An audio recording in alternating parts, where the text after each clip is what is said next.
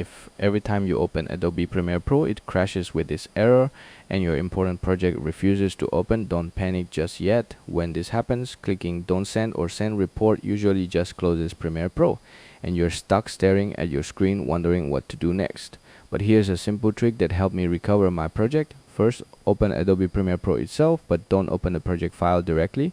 Once Premiere Pro opens, click Open Project. Now browse to the folder where your project is saved and open the Adobe Premiere Pro autosave folder.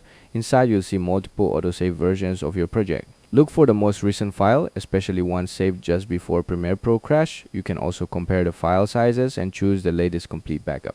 Now start opening those autosave files one by one, beginning with the newest one, and hopefully instead of seeing your project disappear forever, you'll see your timeline come back to life. In my case, this method successfully recovered my entire project and saved me from having to start over.